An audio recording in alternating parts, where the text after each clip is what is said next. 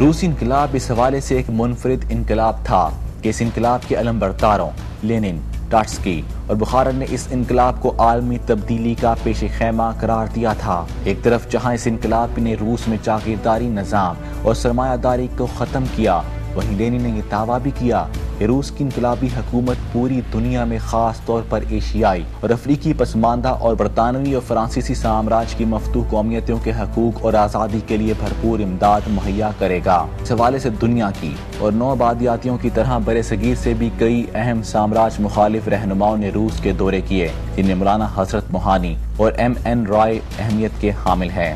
ان ہندوستانی رہنماؤں کو لینن نے اپنے بھرپور تعاون کا یقین دلایا، تاہم جب لینن کا 1924 میں انتقال ہوا تو اسٹالن نے لینن کے منشور سے انحراف کرتے ہوئے ون کنٹری ون سوشلزم کا نعرہ بلند کیا۔ ان انقلاب کو صرف روس میں ہی مضبوط کیا جائے گا اور دوسری اقوام کی امداد سے ہاتھ کھینچ دیے جائیں۔ اسٹالن نے جبری طور پر وسطی ایشیائی ریاستوں اور دوسری جنگ عظیم کے بعد مشرقی یورپ کے ممالک کو اپنے حصار میں لے لیا۔ اسٹالن کے عہد میں ان علاقوں خاص طور پر وسطی ایشیائی ریاستوں کی تہذیبی اساس ختم کرنے کے لیے بھرپور اقدامات کیے گئے۔ مقامی زبانوں کو ختم کر کے روسی زبان کو لاگو کیا گیا اور تمام تہذیبی آزادیوں کو چھین کر ان علاقوں میں رشینائزیشن کے عمل کو تیز کر دیا گیا۔ اس تہذیبی انحطاط سے یہ علاقے آج بھی اپنے بنیادی تشخص سے محروم ہیں۔ The regime itself after 1917 gave national self-determination, for example, to Finland almost immediately, and to the Baltic states in 1920, for example. It also gave complete religious freedom, in fact. It was only under Joseph Stalin, who took power in the mid-1920s, that national rights, religious rights, rights to free speech, etc., were severely curtailed. But that was not the program of the Bolsheviks. ادھر 1911 اور 1949 میں چین میں دو بڑی انقلابی تحریکوں نے جنم لیا جو آخر کار کمیونسٹ پارٹی کے اقتدار میں آنے کا موجب بنی۔ کمیونسٹ پارٹی نے 10,000 کلومیٹر لمبی لانگ مارچ کی تاکہ گومندانگ کی چیرہ دستیوں سے بچا جا سکے۔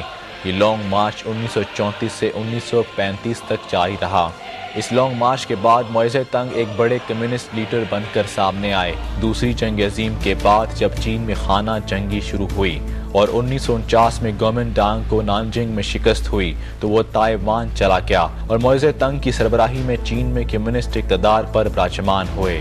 واضح رہے کہ چینی انقلاب مانچو اقتدار کے خاتمے کے بعد شروع ہوا تھا، جب چین کے اندر خانہ جنگی شروع ہو چکی تھی اور اس کو بیرونی دباؤ کا بھی سامنا تھا۔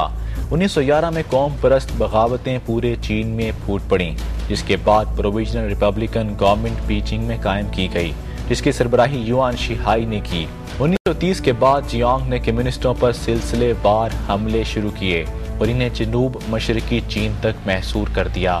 اس کے بعد کمیونسٹوں نے مل کر لانگ مارچ کا آغاز کیا جو اکتوبر 1934 سے اکتوبر 1935 تک جاری رہا۔ شروع میں 1 لاکھ کے قریب لوگوں کا اجتماع تھا، مگر مختلف سختیاں جھیلنے کے بعد ان کی تعداد صرف 8,000 رہ گئی۔ اس لانگ مارچ کے دوران موزے تنگ اور جیانگ کے اختلافات نے جنم لیا اور ان کی افواج تقسیم ہو گئیں۔ موزے تنگ نے قوم پرست جماعت کے ساتھ اتحاد کر لیا اور تمام باہر سے حملہ آوروں کو چین سے بھگا دیا۔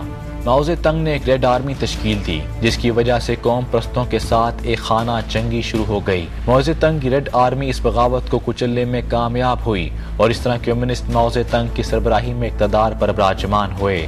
ماؤ زے تنگ نے جب 1 اکتوبر 1949 کو پورے چین کا کنٹرول سنبھالا تو اس کے ساتھ ماؤ زے تنگ نے امریکہ اور مغربی دنیا کو اعلانیہ سامراجی ممالک قرار اور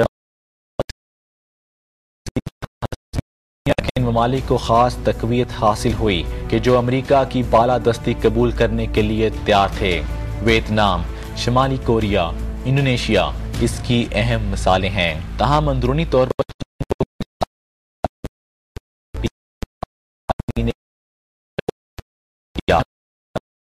بھی نہیں، اس سے تبت اور تہذیبی اور ثقافتی مسائل پیدا ہونے لگے۔ کئی اہم سیاسی تجزیہ نگاروں کے مطابق چین میں 1949 میں جن سامراج